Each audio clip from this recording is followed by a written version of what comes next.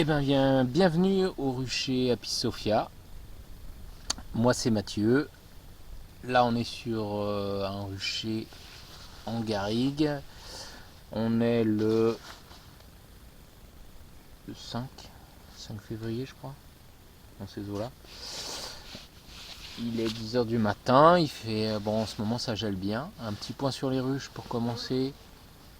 Donc, ça démarre quand même bien. Heureusement qu'il y a eu un coup de froid, hein. Ça a permis de calmer un peu l'ardeur qu'il y avait pu y avoir en début d'année et fin d'année aussi. Bon, les ruches globalement sont belles, des belles provisions. Sur certaines, il y a bien un beau couvain sur 2 cadres.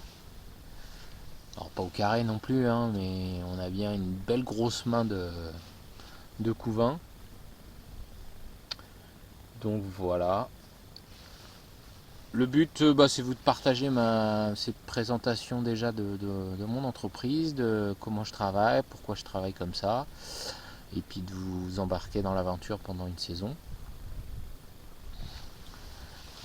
Là, j'ai à peu près une 130 colonies à l'hivernage, donc très peu de pertes cette année. Je suis assez content, j'ai été assez rigoureux sur les traitements varroa. Donc je suis en bio, je travaille en dadant 7 cadres. J'aime faire des recherches, donc ça je vous partagerai plus tard les différentes recherches que je fais.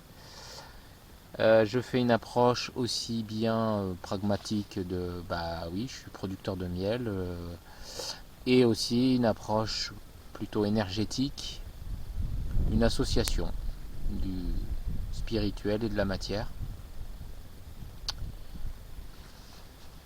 Et voilà, donc par exemple les ruches sont placées aux baguettes, il y a la méditation qui est abordée aussi. Qu'est-ce que je peux dire de plus? Je transhume, je fais à peu près une dizaine de variétés. Voilà quoi. Donc l'idée ce sera de vous partager voilà, toute la saison, comment je travaille.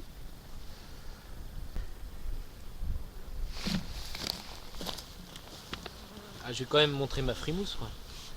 Voilà, là on est le matin, il fait 10 degrés quand même, c'est assez impressionnant parce que ça rentre déjà pas mal de pollen. Alors c'est pas des grosses pelotes, mais bon, là, quand même.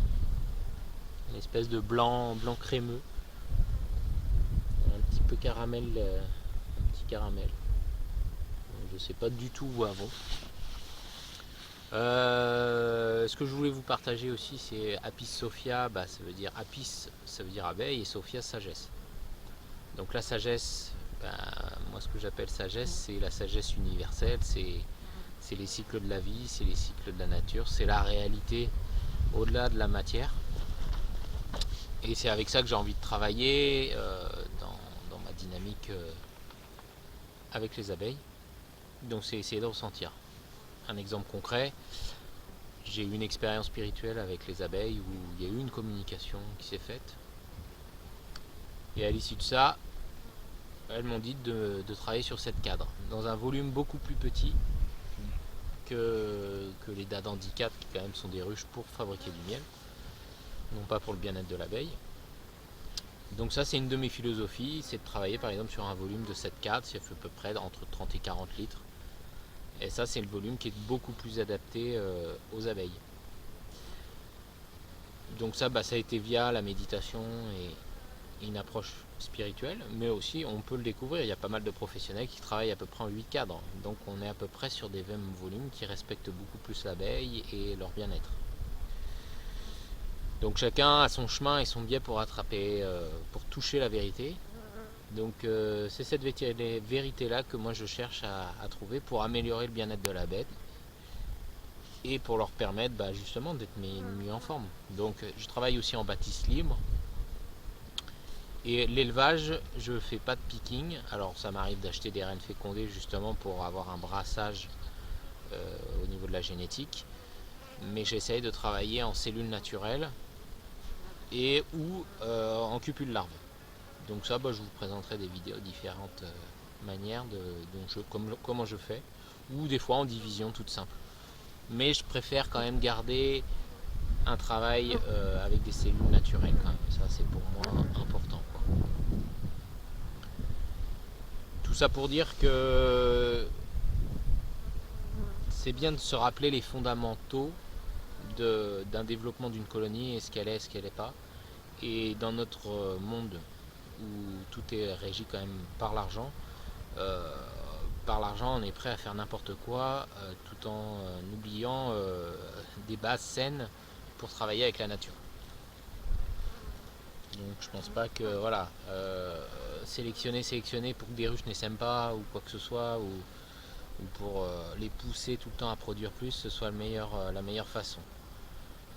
Donc il y a eu, j'aborderai souvent cette définition, et je pense que je ferai une vidéo spéciale là-dessus sur l'excès et le défaut, et de trouver toujours un équilibre entre deux excès, deux extrêmes, pour trouver le bien-être. Parce qu'une colonie qui va produire trop, peut-être qu'elle sera dans un excès de production, et donc du coup ça amènera inévitablement à un déséquilibre dans la colonie. Voilà, parce que si elle produit trop, c'est qu'il y a beaucoup trop d'abeilles, donc beaucoup trop d'abeilles, est-ce que ça va sur le bien-être de l'abeille, quoi. Donc on peut faire un parallèle avec l'être humain. Si un être humain est trop gros, il va pas être en bonne forme. Comme si un être humain est trop maigre, il va pas non plus être en bonne forme.